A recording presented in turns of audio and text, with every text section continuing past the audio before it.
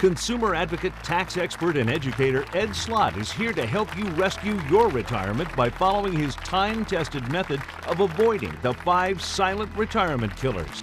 The Wall Street Journal called best-selling author Ed Slott the best source of IRA advice, and USA Today said it would be tough to find anyone who knows more about IRAs than CPA Slott. Thank you. Welcome, Here's Ed Slott. Thank you. Thank you. Thank you. Thank you. Hi, everyone. I'm Ed Slott, and this program is called Life Insurance for Life and Beyond. Well, first, why am I talking about life insurance? Because life insurance may be the most underused strategy to protect large retirement balances from being decimated at the highest levels of taxation. So who's most at risk? Those of you who have the largest IRAs or other tax-deferred savings accounts. If you have taken the time to watch this DVD, then I know you want to learn more. So before we begin, just so you know, I don't sell life insurance. So why should I care? I don't sell stocks, bonds, funds, insurance, or annuities. I'm a tax advisor, but it's all about the taxes. I also believe most people don't understand how life insurance works as an effective planning tool. I don't sell it, and I'm no expert in exactly how all the various life insurance contracts work. That's why there are life insurance professionals that you need to work with to fill in all the details. But I do know the end result. It's like a car. I know it gets you there, but I don't know how the engine works. But I do know how life insurance can fix lots of money and retirement problems, and even create wealth, and tax-free wealth. And you know, I love tax-free. I only care about the end result, the benefits to you. I want you to know how powerful the end result is. I want to give you enough here so that you'll understand what life insurance tax planning can do for you and your family, both during your lifetime and after your death. So why don't most people take advantage of life insurance? Because every time you hear life insurance, some people just tune out, or you put it off. And most times you hear about life insurance, you're hearing about it from someone who sells it. So maybe you feel like you're being sold rather than being advised. Maybe you think, they're just trying to sell me something. So you think, I'll avoid the meeting or avoid the discussion. And maybe you're right. Maybe you feel that you're just being sold, so you don't see a benefit to you. But I'm here to tell you, you could be wrong. I want you to understand what's in it for you from an unbiased, objective tax benefit point of view. Well, now you're meeting with me. So let me tell you why I believe life insurance is the missing piece in most people's retirement and estate plans. The tax exemption for life insurance is the single biggest benefit in the tax code. I don't even think life insurance professionals use it enough or appreciate it enough. Maybe that's why they don't sell enough of this product. I put this brief guide together for you in the hope that you'll view it and see how tax planning with life insurance provides powerful benefits.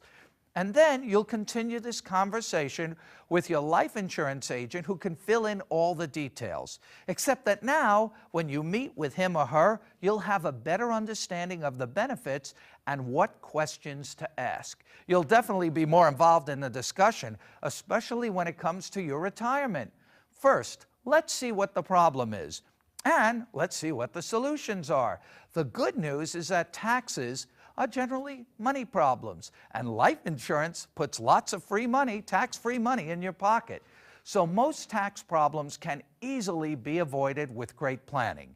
Here are both the problems and the solutions, and I want to give you this program on 2 levels: the problems that can affect you during your lifetime, and the problems that can affect your beneficiaries, your family, after your death. So why would you care about a solution if you didn't think you had a problem?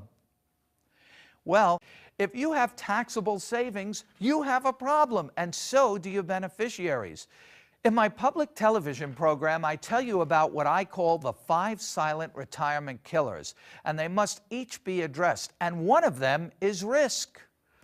Most people think of this as investment risk, as in the stock market.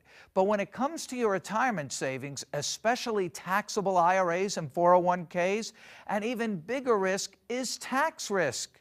Many people think that simply having retirement savings is enough. It's not. It's what you keep that counts after taxes. There's a mortgage on your tax-deferred retirement savings. Most of that is owed right back to the government. In fact, future taxes could be 50 or 60% or more by the time you reach in for yours. That's not real money. The only real money is tax-free money, spendable money, where you keep it all. Plus, with IRAs and 401ks, you have to take required minimum distributions on that money after you reach age 70 and a half years old, and you're forced to pay taxes on the government's schedule, not yours.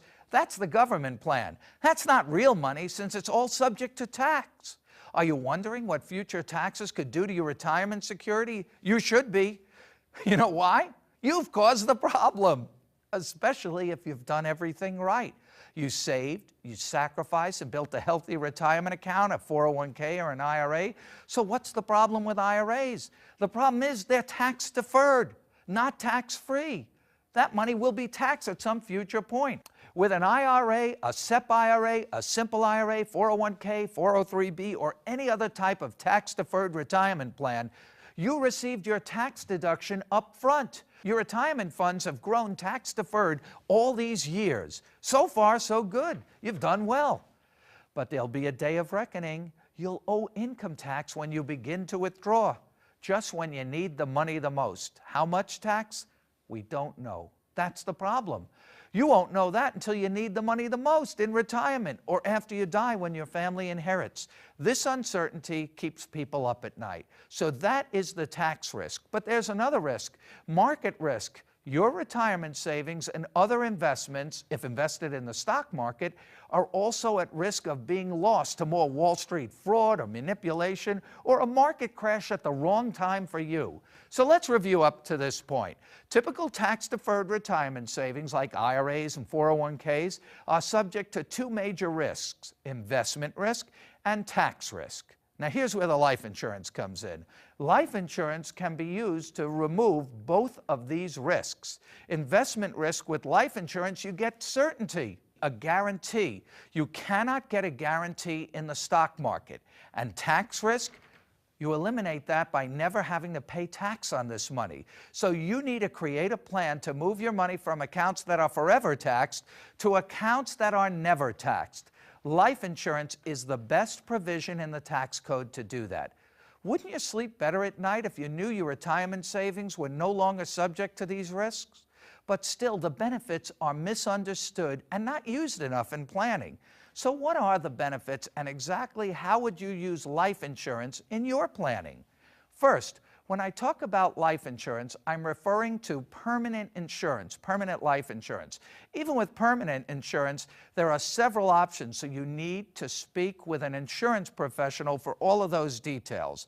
And I mean permanent insurance as opposed to term insurance, which is more for younger families looking for the maximum death benefit. So here I'm talking about permanent insurance for those looking for retirement security and estate protection.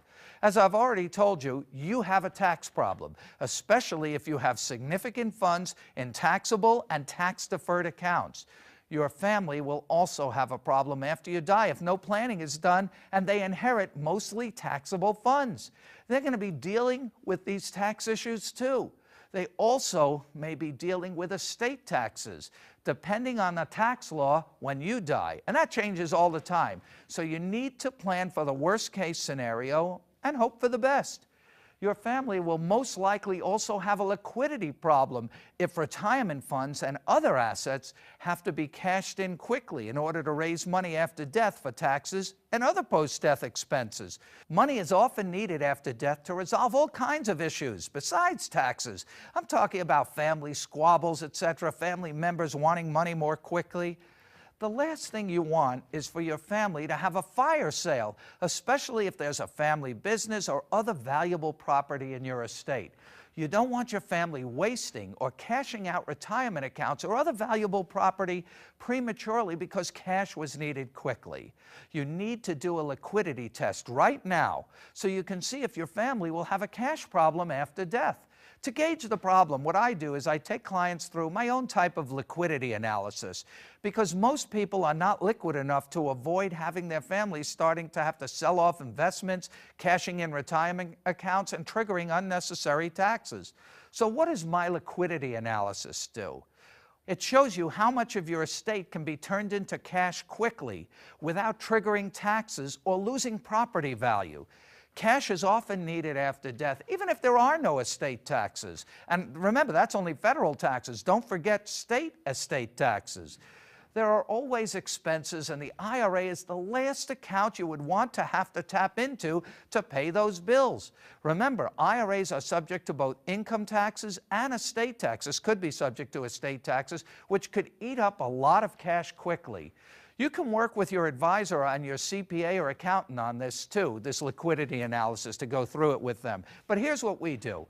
We have clients make a list of all the assets you own. So do that now. Make a list of all the assets you own, less liability, mortgages, loans, debts, etc. In other words, your net worth. Now you have this list of property. Code all the property as either liquid or non-liquid. By liquid, I mean assets that can be most easily and quickly turned into cash without triggering a tax. What I call money you have to pay a toll on to get it, toll money. You're left with basically cash. Well, here's what I mean. IRAs I wouldn't include as liquid assets. You might say, oh, I have all this money in my IRA, but you have to pay a toll to get it. It's not liquid. You have to trigger taxes to get it. So I wouldn't put IRA in with liquid assets or cash. So here's what we do. We do a percentage, a fraction. The numerator is liquid assets, basically cash, your bank accounts, and I don't mean actual cash, but bank accounts that you could get money easily out of without triggering a tax bill. And again, do not include IRAs or 401ks here. Sure, they can be cashed in, but there's a toll on that money, and that will trigger a tax. Include only assets that could be sold quickly without triggering a tax or other expenses or losing significant value like a fire sale. Sure, you could get money out of it quickly if you sell for a low price. So that's the numerator, basically liquid cash and accounts. Now the denominator is the value of your entire estate, everything, including the cash, including your assets, business interests, real estate, include all property in addition to the IRAs. Now look at that percentage, look at that fraction. For most people, cash over the total estate is about 5%, if that much. Do you know what that means? Turn it around. In other words, this means most estates are 95% illiquid. That's a problem. Unless you actually do have a ton of cash laying around available, but most people don't. Most people, when I do this liquidity analysis, at that moment realize that they have a huge liquidity problem. So now you know you have tax exposure, stock market risk, and a liquidity problem. So how can life insurance help? Two ways. During your lifetime, so there's something in it for you right now, and after your death. During your lifetime, you have the ability to reduce both stock market risk and tax risk by moving your money from accounts that are forever taxed to accounts that are never taxed. You can actually do that two ways, Roth IRAs and life insurance. Both cost money now, but with life insurance, you'll be creating a bigger pot of tax-free money later when it's most needed. It would be great if you could do both and turn your entire estate into a tax-free windfall, both during your life and after death, but the more powerful way is with life insurance. And again, I'm talking about permanent life insurance that has cash value. You can contribute more with life insurance than you can generally to a Roth. With a Roth IRA, though, it's easier to access your money if you need it. Roth IRAs are income tax-free too, but they are a part of your estate and subject to estate taxes. But Roth IRAs provide no additional death benefit as life insurance does. Life insurance comes with a guaranteed death benefit, and that benefit, unlike a Roth IRA, can be set up to be estate tax-free too. So what can you do to remove both the stock market risk and the tax risk? First, you can leverage your retirement savings like an IRA. If you have a large IRA, it may pay to draw it down now and pay tax on the distributions. Then use those distributions to invest in a permanent life insurance policies. Remember that tax rates are still at an all-time low right now, so now would be the best time to strike. Even if it costs you some tax money, it still pays because you are lowering your tax exposure on your IRA. And anyway, after age 70 and a half, mandatory withdrawals from the IRA must begin, whether you like it or not. Since the money will eventually have to be withdrawn anyway, it may as well be leveraged by using the money to pay the life insurance premiums. You're basically paying off the mortgage on your IRA early, so you never have to worry about tax risk. And the funds invested in your permanent life insurance policy are now growing tax and risk-free. And you can have lifetime access to the cash value tax-free if you need it for retirement. So during your lifetime, you can, in effect, turn your taxable IRA and other taxable savings into a tax-free savings vehicle. It's really just like changing pockets from taxable accounts to tax-free accounts, except that now you've also built in a guaranteed death benefit to benefit your family. It's generally judgment-proof too, the life insurance I'm talking about. If you have other taxable funds, you might want to keep those protected from future taxes too. Many people who are looking for places to shelter money from taxes, stock market, risk, and lawsuits are stuffing taxable money into permanent life insurance as a lifetime personal protected savings account. All the growth is tax-free for life and beyond. So those are the benefits to you during your lifetime. What about post-death benefits for your family? Well, if you don't need to tap into the funds during your lifetime, your beneficiaries are guaranteed a death benefit. The stock market has no such guarantee. Your family will now have guaranteed access to a ton of tax-free cash. Tax-free means they keep every cent. No tax erosion here. They will have tax-free cash to pay estate taxes if needed, to pay expenses, debts, mortgages, all without triggering taxes or having to sell a family business or other valuable real estate or other property that could trigger taxes. If they had to use your IRA to pay these bills, they would first have to pay income taxes and maybe estate taxes too, leaving very little to pay bills or for them. So don't just sit there and admire your IRA like most people do. Leverage it now, use it, leverage it, or lose it to possible future higher taxes. Never underestimate the value of leveraging IRA money by using it to pay life insurance premiums. The larger the estate, the higher the estate tax. Having enough insurance money available to cover the estimated estate tax will avoid having to invade the IRA to pay the tax. Now, some people might say, but the current estate exemption now is so much higher, so there probably won't be any estate tax. You know what? This has been changing on and off over the years. This is not an option you can plan with. The estate tax exemption has been changing up and down, and you cannot take that kind of risk. Anyway, what's the downside? If there's no estate tax, your beneficiaries will simply inherit more money, and it'll all be tax-free. That's the downside. But okay, let's continue with that scenario. Let's say there is no estate tax. There are still plenty of uses for life insurance, even if there is no estate tax. You could use life insurance to replace stock market losses. I had a doctor client a few years ago that had this account. He had about $3 million in a brokerage account. And he said to me, I want that to go to my family. I don't want to touch that. $3 million to go to my kids. But then the stock market crash hit, and he lost $1 million in the market. So now his value is only $2 million. What did he do? He went out immediately, got $1 million of life insurance. He replaced all that lost value immediately. Now he still has the $3 million to leave his kids. $2 million what's left in the portfolio, plus $1 million of life insurance. He replaced losses immediately. Life insurance can also be used to provide tax-free money for your beneficiaries so they don't have to withdraw amounts in excess of their required minimum distributions. Here's what I mean. You might want to set up a stretch IRA for them where they take only the minimum amounts each year. But what if they need more? What if they have to take more? You don't want them hitting the IRA and taking out more taxable income, and especially if it's a Roth IRA breaking into tax-free money. So the life insurance can provide them extra money in addition to the minimum withdrawals, so they can stick with the minimum withdrawal schedule, and any other money they need, they use the tax-free life insurance money. This will keep their income taxes lower, since the excess IRA distributions would have been taxable. The money they use from life insurance is tax-free.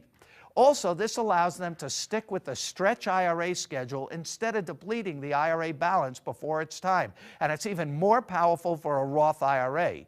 This can also allow inherited Roth IRAs to last longer and continue to grow tax-free for your beneficiaries. Life insurance can also be used to simply create wealth. Your family can easily end up with millions more than you ever had, all tax-free.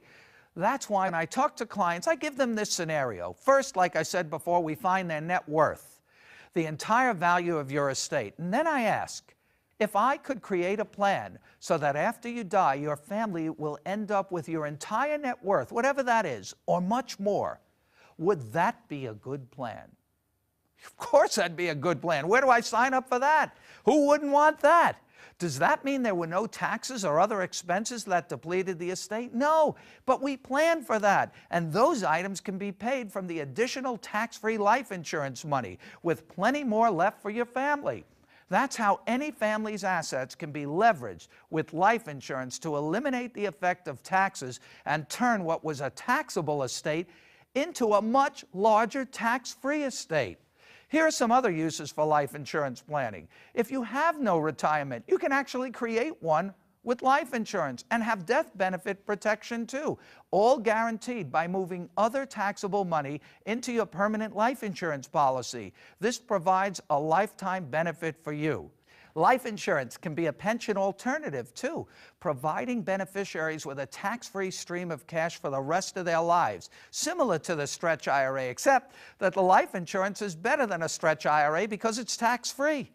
And another benefit, money solves a lot of problems, not even always money problems. Families that don't get along. And it's not usually your children, it's the ones they marry.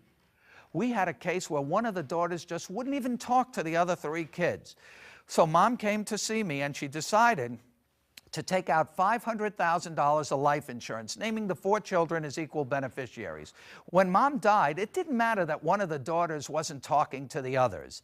Life insurance does not pass through a will. It is not subject to probate or income tax. So each of the children got their $125,000 checks with no fights and no contact. It's sad, but it avoided a ton of legal problems, will contests, and other expensive and nasty arguments. They just got the money straight out. So this is the basic strategy, turning taxable money into tax-free money using the tax exemption for life insurance, moving your money from accounts that are forever taxed to accounts that are never taxed. As tax rates increase, tax-free becomes much more valuable. Life insurance, like Roth IRAs, removes the uncertainty of what future tax hikes could do to your retirement savings. But is it all good? What's the downside? Nothing's all good. What's the downside? You might not qualify. Maybe you're too ill. Well, that's something you might want to look into annuities for that. That also gives you a guaranteed stream of income for life. Another downside, well, obviously you have to commit to funding the policy. If you don't put the money in, you won't have it. You also need to have funds available to invest. But that's where your IRA and other taxable funds come in. But if you don't have it, maybe it's not for you. Life insurance may not be for everyone. You don't want to go broke with it. If you don't have enough assets, you probably don't have a tax problem. And then it might not pay for you. Maybe you only need enough life insurance to protect your young family in case of an early death. That you should always have. The bottom line is that life insurance provides tax-free cash. Tax-free is always the best source of money, and it also solves lots of non-tax problems. Well, this is all good, but people make mistakes when it comes to life insurance planning and understanding life insurance. Here are the 5 most common life insurance mistakes. Mistake number 1, thinking that life insurance is a cost and not looking at it as an investment. If you put money in a bank account, that's an investment. This is the way you should look at life insurance. You want to put it in as an investment. And the bigger the number, the more you'll have. It's not a cost, it's your money, it's an investment. Item number 2, trying to pay the lowest amount for life insurance. It sounds good, right? Do you want to pay $1,000 or $10,000 for the policy? With permanent life insurance, you might want to pay more. Like I said in item 1, think of it like a bank account. You may want to maximize the amount you have available, so you may want to put more in. Mistake number 3, not understanding the benefits. Now, I went through some of the benefits before, but let's review them. For example, with life insurance, you have a tax-free payout after death. And generally, it's judgment-proof. Also with life insurance, you have lifetime access to cash value, tax-free, so it won't increase your income.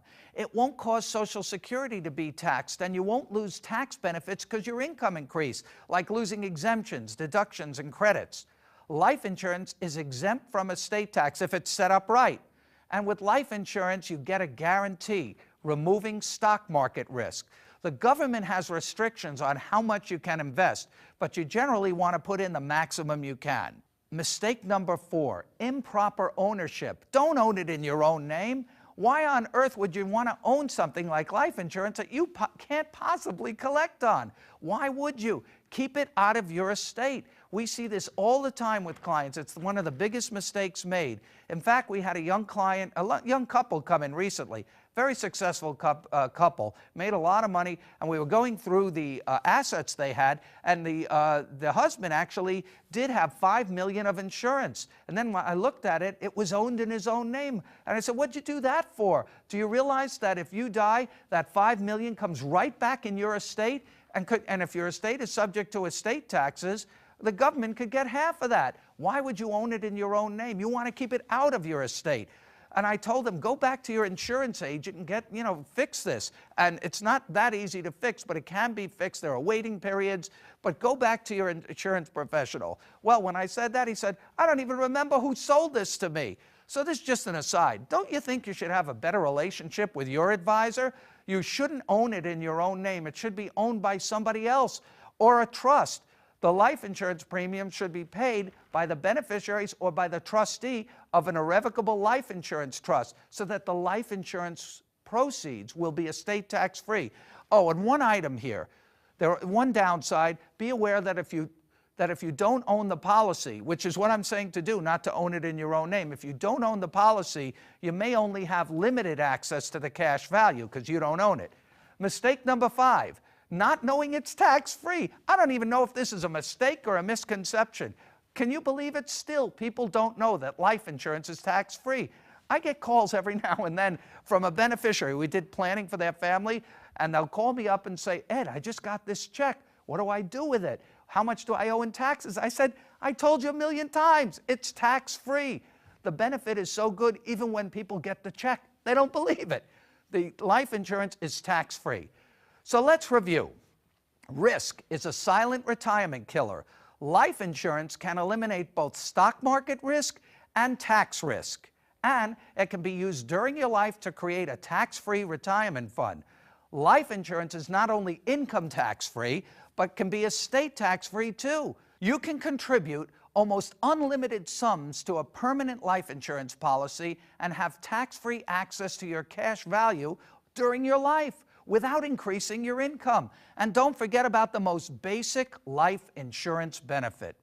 Aside from all the estate and retirement tax planning advantages, life insurance protects families when there's an early death, young families. It's hard enough to deal with the loss of a parent, but at least life insurance can provide the needed cash so that life can go on without having to make any severe changes due to lost income. Money for the family, tax-free money. I never met anyone who didn't wish they had more life insurance, especially a widow. I like to say that life insurance takes care of families without first going through the government. You need to review all of these points with your life insurance professional who can fill in the details. But now you're much better informed and ready for the conversation. You might actually even enjoy the conversation now with your life insurance agent. Can you believe it? Life insurance is not only the single biggest benefit in the tax code, but it's also the most cost-effective way to protect a large IRA. You need to have a discussion with a competent, educated advisor that, in addition to being a life insurance professional, has the specialized knowledge in retirement tax planning. The coordination is essential, especially if you've built up significant balances in your taxable IRAs or 401ks. Most advisors do not have this level of training, so be careful. As tax rates increase, life insurance becomes more valuable than ever before. And there are increases on the horizon. You have new health care taxes coming in, as well as higher tax rates. You can plan for that now, and if it doesn't happen, what's the downside? You and your family have sheltered that much more money, since it won't have to be used to pay taxes. Here are some of the frequent questions I get about life insurance. Ed, if the tax exemption for life insurance is so good, won't the government take it away? No. Why? It's a social reason. Why do you think our government encourages us to give money to charity? Because if you give money to charity, you get a tax deduction. Why is the tax code loaded with incentives to encourage us to give money to charity? Why does the government want us to give so much money to charities? Because they're broke, so they don't have to do it, to remove the burden from them. It's the same thing with life insurance. Our government is broke. Our government wants us to take care of our families so they don't have to. They want us to take care of our families with our own money, partnered with private insurance company money so that the government doesn't have to. Next question I get, Ed, what if I don't qualify for life insurance? I have to tell you, more people do qualify than you think. I've seen it even with very ill clients. So don't assume you won't qualify. Leave this to your life insurance professional to check for you. More people qualify than you think. Here's another question I love. Ed, how can life insurance companies do this? They'll lose a fortune. Oh, now you're worried about life insurance companies? Don't worry about them. They have actuaries. We're not going to hold any benefits right away for life insurance companies. They're doing fine. The answer is it's in the numbers. The risk is spread over a large pool of people. Don't worry about them. Insurance companies are some of the most solid financial institutions. Next question I get, Ed, why doesn't everyone do this? You know what? I don't know. I also think that insurance is not sold properly, so you look at it as a cost rather than investment. Many people think they're buying something and they don't see how it fits into a plan like I've been telling you about. A good financial advisor or insurance professional can explain the planning aspects. Ed, which is better, saving in an IRA or an insurance policy? That's interesting. Life insurance wins hands down. Let's compare. Let's compare life insurance to a tax-deferred retirement plan like an IRA or a 401k. If you compare life insurance to tax-deferred plans, life insurance has several advantages. First, with life insurance, you have lifetime access to cash value, tax-free and penalty-free. With an IRA, withdrawals can be heavily taxed, and penalties too.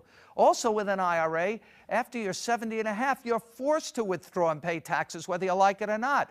Life insurance provides a tax-free death benefit, income tax-free, estate tax-free too if owned properly.